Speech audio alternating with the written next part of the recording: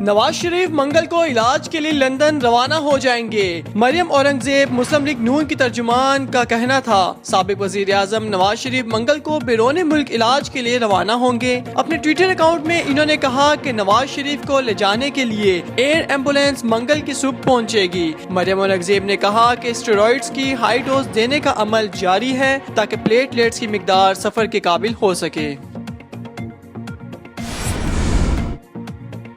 جعلی account case منتقلی case درخواست پر جلد سماعت کی جائے۔ پیپل پارٹی کے شریک چیئرمین آصف علی زرداری نے سپریم کورٹ میں درخواست دی کہ جعلی بے نامی اکاؤنٹس کیس کراچی میں بینکنگ کورٹ سے اسلام آباد احتساب عدالت میں منتقلی کے خلاف درخواست پر جلد سماعت کی جائے۔ واضح رہے کہ آصف زرداری نے مقدمہ کراچی سے اسلام آباد منتقل کرنے کے سندھ ہائی کورٹ کے فیصلے کو 28 مئی کو سپریم کورٹ میں چیلنج کیا تھا۔ پرائیویٹ ہسپتال زائد المیعاد ادویات فروخت کرنے میں ملوث ہو سکتے ہیں۔ Drug regulatory authority of Pakistan نے دعویٰ کیا ہے کہ پرائیویٹ ہسپتال اپنے ہی میڈیکل سٹور پر زائد المیعاد ادویات فروخت کرنے میں ملوث ہو سکتے ہیں۔ ڈریپ نے مذکورہ انکشاف اپنی انکوائری میں کیا۔ شام میں گاڑی میں دھماکے کے نتیجے میں 19 افراد جاں بحق۔ شام کے شہر بیروت کے شمالی علاقے میں ترکی کے زیر کنٹرول علاقے الباب میں گاڑی میں ہونے والے بم دھماکے کے نتیجے میں 19 افراد جاں بحق اور 13 زخمی ہو گئے۔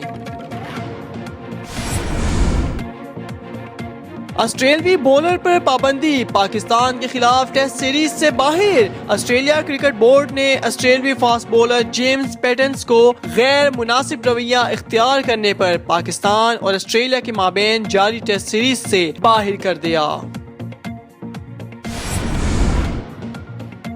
بابر اعظم پاکستان کے وزیر اعظم ہیں۔ پاکستان اور آسٹریلیا کے خلاف سیریز سے قبل آسٹریلین کھلاڑیوں نے سوال جواب کے ایک سیشن کے دوران قومی ٹیم کے T20 کپتان بابر اعظم کو پاکستان کا وزیر اعظم ہی بنا دیا۔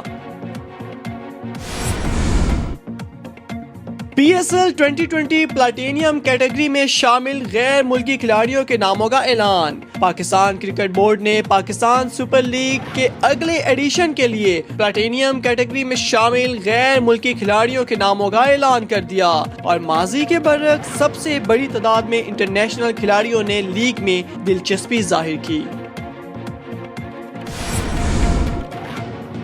ڈائریکٹر نے کمرے میں برہنہ ہونے کا کہا۔ جینیفر لوپز ادھیڑ عمری میں بھی کسی خوبرو لڑکی کی طرح پرفارمنس کرنے والی گلوکارہ، موسیقار، اداکارہ اور لکھاری 50 سالہ جینیفر نے پہلی مرتبہ انکشاف کیا ہے کہ انہیں بھی جنسی طور پر ہراساں کیا گیا۔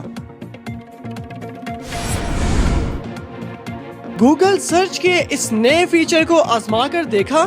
انگلش ایسی زبان ہے جس میں الفاظ کے لکھنے اور بولنے کے تلفظ میں بہت زیادہ فرق ہوتا ہے، اور یہی وجہ ہے کہ بیشتر افراد کے لیے ان کو بولنا بھی مشکل ہوتا ہے۔ تاہم اب گوگل نے آپ کے لیے الفاظ کے تلفظ کو سیکھنا آسان بنانے کا فیصلہ کیا ہے۔ جی ہاں، دنیا کے مقبول ترین سرچ انجن میں ایک نیا فیچر متعارف، جس میں صارفین کو مشکل الفاظ کے درست تلفظ سے آگاہ کیا جائے گا۔